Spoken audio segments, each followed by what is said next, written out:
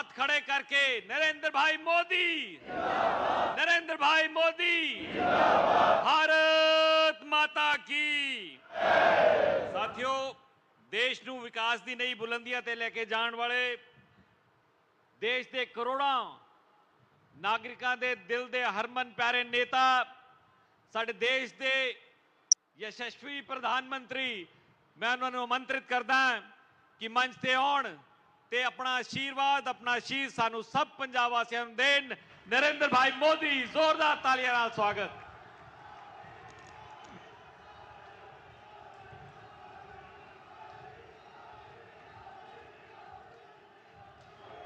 भारत माता की। आज पंजाब दी इस गुरुआं पीरां दा दी धरती ते तुहाडे सारियां दे बीच आके मैनू मान महसूस हो रहा हो। पंजाबियों किवे हो? चढ़दी कला च हो? साथियों, कुछ समय पहले मैं यहां श्री गुरु रविदास जी के जन्मोत्सव का हिस्सा बनने आया था और आज हमारा जालंधर विकास के उत्सव का साक्षी बन रहा है। आज सुबह मुझे जींद से देश की पहली हाइड्रोजन ट्रेन शुरू करने का अवसर मिला है। आज जींद से ही मुझे कुरुक्षेत्र में एक भव्य सिख म्यूजियम के शिलान्यास का सौभाग्य मिला है। ये म्यूजियम हमारी गुरु परंपरा को, गुरुओं के ज्ञान को भावी पीढ़ी तक पहुंचाने में बड़ी भूमिका निभाएगा। ये गुरुओं की शिक्षाओं, उनके बलिदान और सेवा की परंपरा को जीवंत रूप में प्रस्तुत करने वाला प्रेरणा केंद्र बनेगा। हरियाणा की भाजपा सरकार ने हमारी सिख विरासत को भावी पीढ़ी तक पहुंचाने के लिए ये पवित्र काम शुरू किया है। साथियों, विकास कार्यों को गति देते हुए अब यहां जालंधर से कई नई रेल सेवाएं शुरू की गई है। आज अमृतसर से काशी के बीच रेल सेवा भी शुरू हुई है। इससे गुरु रविदास जी के भक्तों के लिए पंजाब से काशी जाना और अधिक आसान हो जाएगा। आज दौलतपुर चौक और करतौली के बीच नई लाइन भी शुरू हुई है। करतौली से अंबाला के बीच नई रेल सेवा को भी हरी झंडी दिखाई गई है। साथियों, आज ही लुधियाना बाईपास का शिलान्यास, दिल्ली अमृतसर कटरा एक्सप्रेसवे के एक और सेक्शन का लोकार्पण हुआ है। मैं ऐसे हर प्रोजेक्ट के लिए देशवासियों को और खास तौर पर पंजाब के मेरे भाई बहनों को बहुत बहुत बधाई देता हूं। आज भारत सरकार कनेक्टिविटी के, इंफ्रास्ट्रक्चर के अनेक ऐसे प्रोजेक्ट पर पंजाब में काम कर रही है। पंजाब में भाजपा सरकार नहीं है, लेकिन हमारा पंजाब विकसित हो, इसके लिए केंद्र की भाजपा एनडीए सरकार कोई कसर बाकी नहीं छोड़ रही है।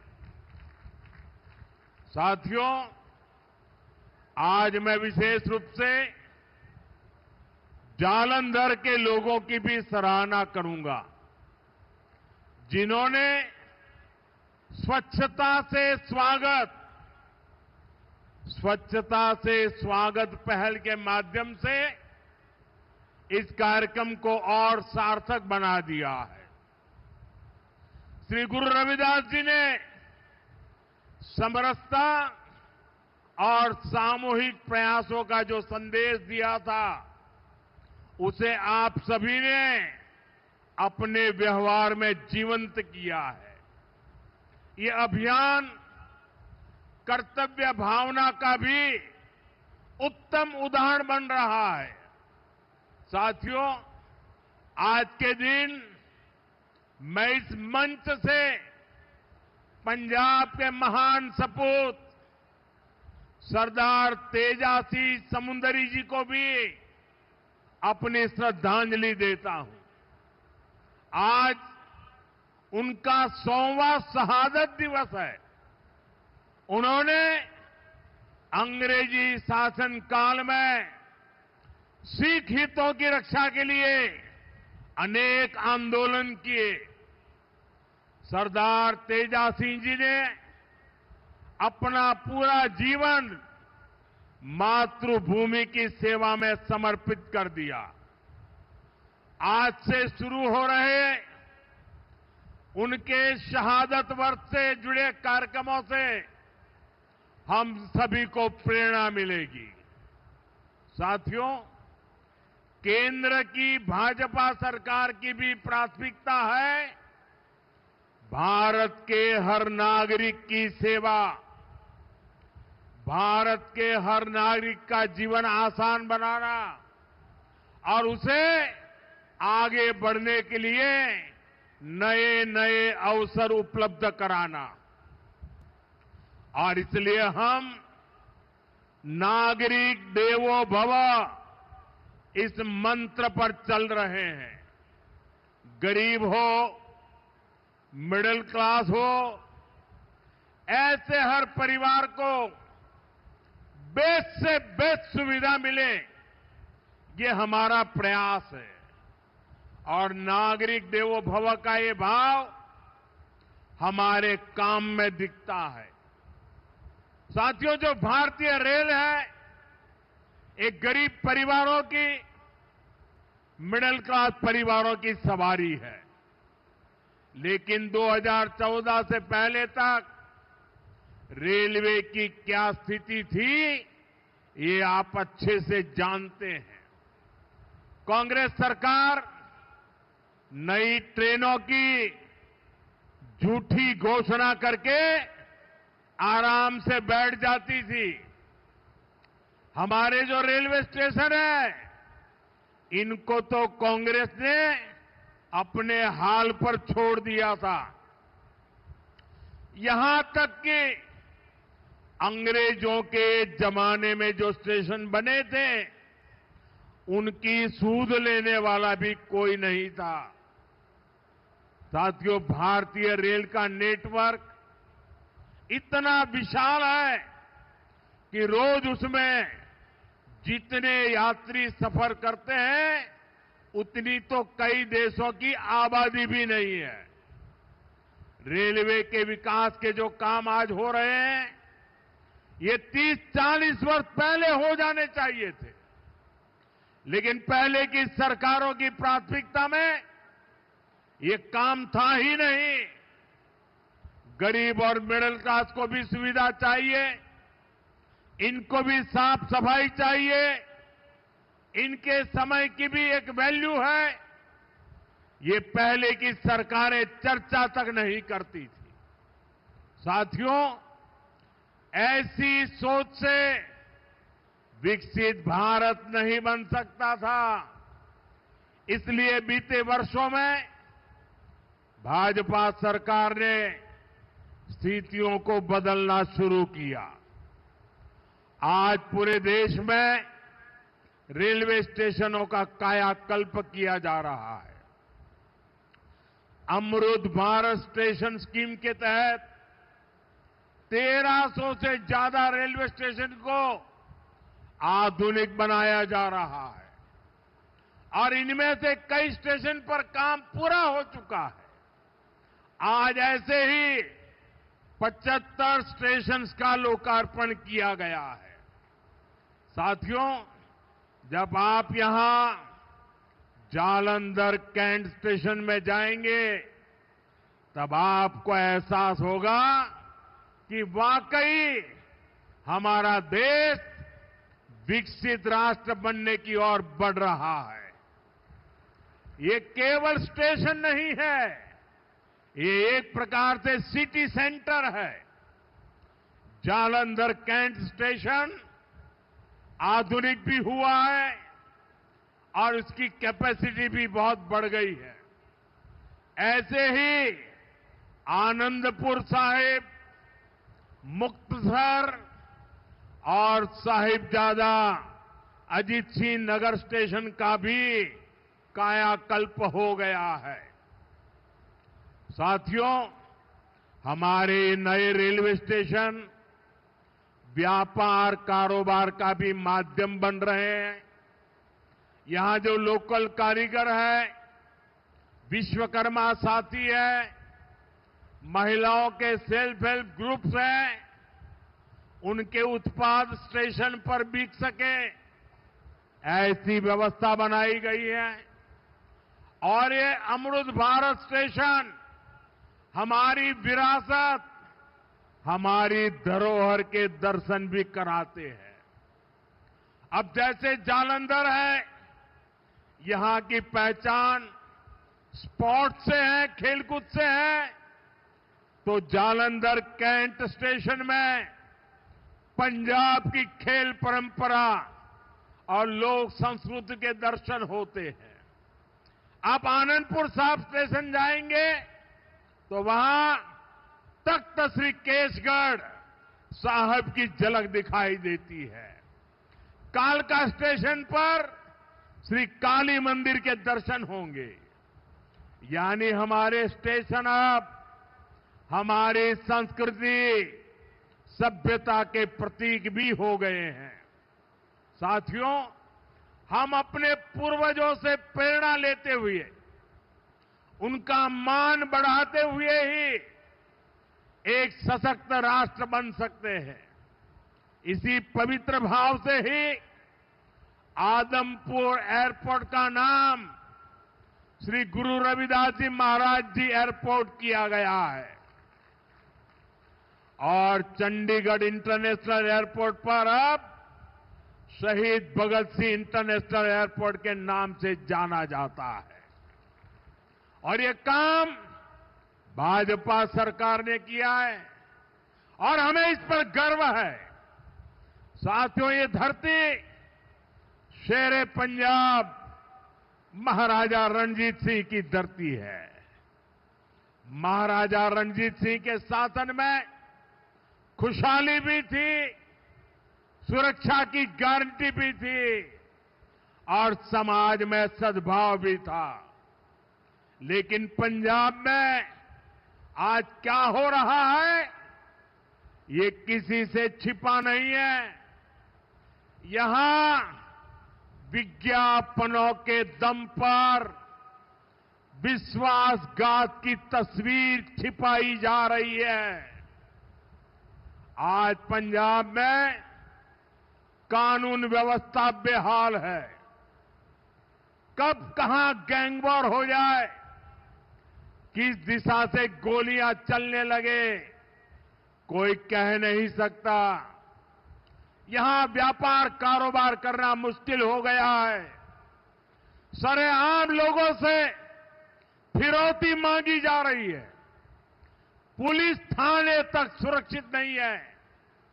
आए दिन थानों पर अटैक होते हैं। और सबसे दुखद तो ये है कि पंजाब का भविष्य भी बर्बाद किया जा रहा है। नशे के सौदागर खुलेआम घूम रहे हैं। पंजाब के युवाओं को नशे के दलदल में धकेला जा रहा है।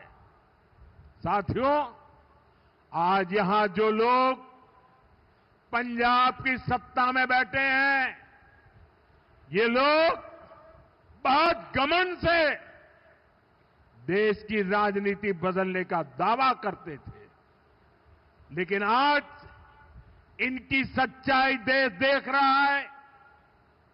2-3 दिन पहले ही दिल्ली में इनके एक नेता को अदालत ने दोषी करार दिया है। उस पर दोष दंगे कराने का है, दोष एक पुलिस के आईबी अधिकारी की हत्या का है। और इन लोगों की बेशर्मी देखिए, अदालत ने सबूतों के आधार पर फैसला दिया, लेकिन ये लोग कोर्ट के फैसले पर सवाल उठा रहे हैं। ये लोग अदालत के फैसले भी मत मजहब उसमें भी ढूंढ रहे हैं, क्योंकि इनके वोट बैंक का सवाल है। साथियों, कुछ दिन पहले ही गुजरात में इनके एक एमएलए को कोर्ट ने 7 साल की सजा सुनाई है। ये सजा सरकारी अधिकारियों पर हमले और वसूली के मामले में सुनाई गई है।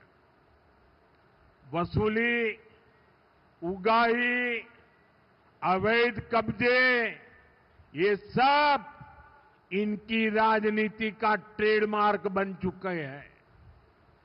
ऐसे ही अनेक मामलों में कई सारे लोग तो अभी जमानत पर बाहर चल रहे हैं। यहां पंजाब में ही देखिए, जिसको स्वास्थ्य मंत्री बनाया उसको घूसखोरी के चलते बर्खास्त करना पड़ा। एक मंत्री पर मनी लॉन्ड्रिंग जैसे गंभीर आरोप है। इनके एमएलए घूस लेते हुए रंगे हाथ पकड़े जा रहे हैं। ऐसे गिनते जाएंगे तो इनकी सरकार और इनकी पार्टी में कम ही लोग मिलेंगे जिन पर कोई दाग न हो। साथियों, जनता की सेवा का काम साफ नीयत से होता है, ईमानदारी की भावना से होता है।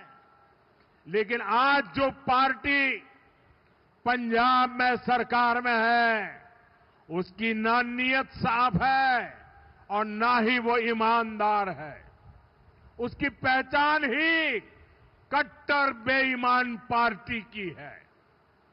साथियों, केंद्र सरकार अपनी तरफ से हर संभव प्रयास कर रही है कि पंजाब की जनता को केंद्र की हर स्कीम का लाभ मिले।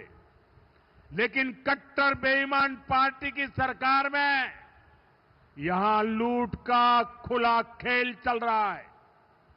बीते 12 वर्षों में केंद्र से पंजाब को लाखों करोड़ रुपए भेजे गए। इस पैसे से गांव के रास्ते बनते, नहरें बनती, मंडियां बनती, लेकिन पंजाब सरकार ने उस पैसे को सही जगह खर्च नहीं किया। और बड़ी बात यह है कि ये लूट कर्ज के पैसे पर भी चल रही है। पंजाब के नाम पर कर्ज लिया जा रहा है। पंजाब का बजट कर्ज का ब्याज चुकाने में लग रहा है और यहां राज्य सरकार चला रहे लोग उस पैसे पर मौज कर रहे हैं। साथियों, आज हालत ये है कि पंजाब में विकास का हर काम ठप है। सिर्फ भारत सरकार की योजनाओं पर अपने नाम का स्टिकर लगाकर बेचा जा रहा है। आयुष्मान आरोग्य मंदिर जो पूरे देश में चल रहे हैं, उन पर यहां अपना स्टिकर चिपका दिया। पूरे देश में 5 लाख रुपए तक का मुफ्त इलाज देने वाली आयुष्मान भारत योजना चल रही है। यहां उसके साथ भी खेल खेले जा रहे हैं। साथियों, पंजाब का सामर्थ्य अद्भुत है। यहां के किसानों में, यहां के नौजवानों में बहुत क्षमताएं हैं। पंजाब तेजी से विकसित हो सकता है। इसके लिए यहां भाजपा की डबल इंजन सरकार जरूरी है। आप सभी के सामने बीजेपी की राज्य सरकारों का उदाहरण है। जब से दिल्ली में डबल इंजन सरकार बनी है, तब से दिल्ली के विकास को नई गति मिली है। आपके पड़ोस में हरियाणा है, वहां बीजेपी की डबल इंजन सरकार किसानों को 24 फसलों पर एमएसपी देती है। पंजाब में किसानों को सिर्फ धोखा दिया जा रहा है। केंद्र और हरियाणा सरकार कर्मचारियों को 60% डीए दे रही है। यहां 60% तो छोड़िए, जो मिल रहा है उसकी भी कोई पक्की गारंटी नहीं है। कर्मचारियों को अपना हक पाने के लिए भी धरना देना पड़ता है और बहनों बेटियों की पीठ पर तो इन्होंने छुरा भोंका है। बड़ी बड़ी बातें करके वोट तो ले लिया, लेकिन पूरे 50 महीने चुप रहे। वायदे की याद तक नहीं आई। अब तक बहनों के खाते में 50,000 रुपया आ जाने चाहिए था, लेकिन बहनों को सिर्फ झूठ मिला। और साथियों, पंजाब में जो कांग्रेस पार्टी है, उसका भी अपना ही रोना धोना चल रहा है। पंजाब में कांग्रेस में कुर्सी का किस्सा ही खत्म नहीं हो रहा। ये इसलिए नहीं लड़ रहे कि पंजाब का हित कैसे होगा। इनकी लड़ाई इसलिए है कि इनकी जो कुर्सी है वो किसके पास रहेगी। और साथियों, अकाली दल का भी यही हाल है। वो भी अपने ही स्वार्थों में उलझे हुए हैं। उनको भी पंजाब के लोगों की कोई परवाह नहीं है। साथियों, पंजाब में असली बदलाव भाजपा ही ला सकती है। पंजाब को विकसित बनाने का काम भाजपा ही करेगी। पंजाब को आत्मनिर्भर बनाने का काम भाजपा ही करेगी।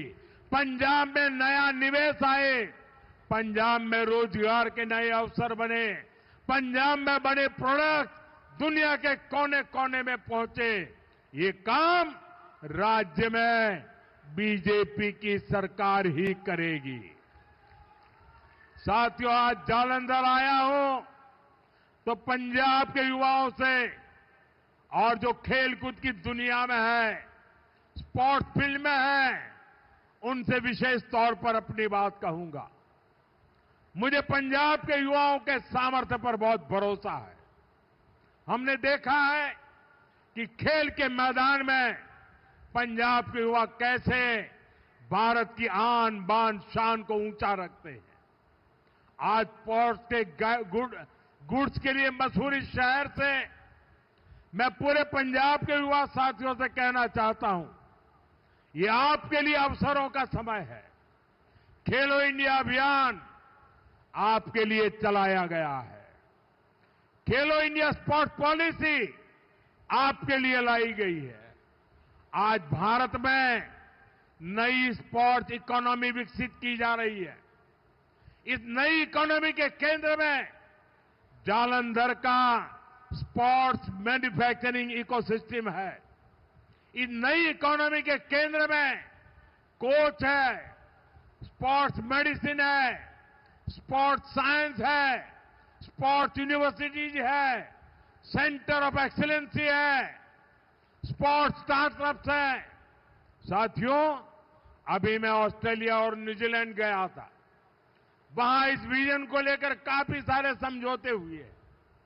मैं सभी युवाओं से कहूंगा, आप स्पोर्ट्स से जुड़िए, स्पोर्ट्स की दुनिया में अपना परचम लहराइए।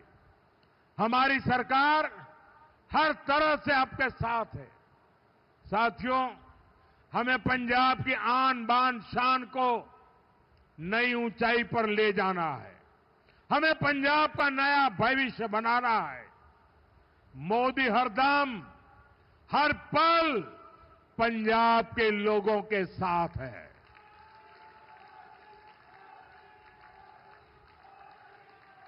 साथियों, फिर एक बार सभी मेरे पंजाब के भाई बहनों को इन विकास कार्यों की बहुत बहुत शुभकामनाएं। मेरे साथ पूरी ताकत से बोलिए, भारत माता की, भारत माता की, भारत माता की, भारत माता की। वंदे वंदे वंदे वंदे वंदे वंदे। बहुत बहुत धन्यवाद। बहुत धन्यवाद नरेंद्र मोदी जी। आओ सब जोरदार नारे ਨਾਲ ਉਹਨਾਂ ਦਾ ਧੰਨਵਾਦ करिए। नरेंद्र मोदी जिंदाबाद।